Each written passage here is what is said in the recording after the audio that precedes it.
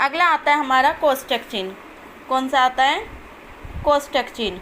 कोष्टक चिन्ह क्या होते हैं? जो हम ब्रैकेट लगाते हैं ना, उसी को हम क्या कहते हैं? कोष्टक चिन्ह। कोष्टक चिन्ह हमारे इस तरीके के होते हैं, सी वाला ब्रैकेट होता है हमारा, और थोड़ा इस आकार का ब्रैकेट होता है, ठीक है। तो ये किससे यूज़ होते हैं हमारे कोष्टक चिन्ह? जब हम किसी वाक्य में किसी विशेष चीज़ को दर्शाते हैं। जैसे राम कैसा है? जो मेरा दोस्त है। राम कौन है? जो मेरा दोस्त है। तो राम के बारे में बता रहे हैं, तो उसे हमने किस में हाईलाइट कर दिया? ब्रैकेट के अंदर। आज स्कूल नहीं आया।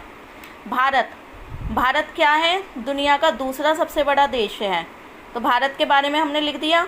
फिर वो क्या लिखे हैं उसके बारे में, सेंटेंस वाक्य क्या लिख रहे हैं? एक विविध संस्कृति वाला देश है। तो जो विशेष रूप से किसी बात, किसी वाक्य, किसी शब्द के बारे में लिखा जाता है ब्रैकेट, तो उसे हम ब्रैकेट के अंदर लिखते हैं। अगला आता है हमारा योजक चिन्ह।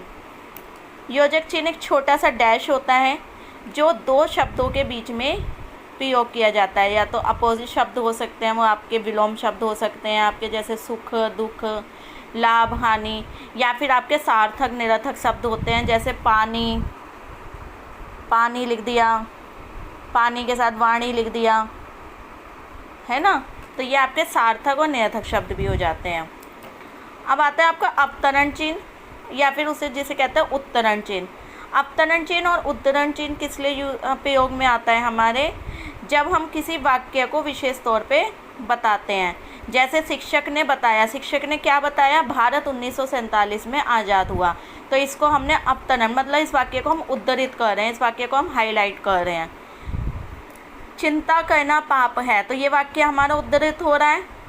किसने कहा था? ये महात्मा गांधी ने कहा था, ठीक है बच्चों।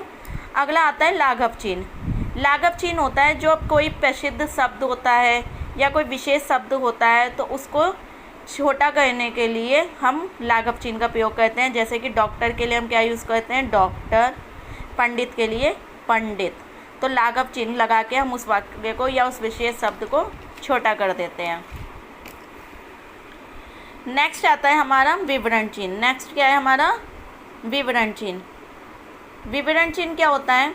निम्न के निम्न फायदे हैं। विवरण चिन्ह यानी कि जब हम किसी वाक्य किसी को किसी हेडलाइन को करते हैं और फिर उसके नीचे हम उसके बारे में बताते हैं। जैसे निम्न के निम्न फायदे हैं, सर्वनाम के भेद निम्न हैं, तो हम इसका विवरण चिन्ह का, उसके बारे में हम बाद में विवरण दे रहे हैं, तो हम किसका यूज़ करते हैं? विवरण चिन्ह का।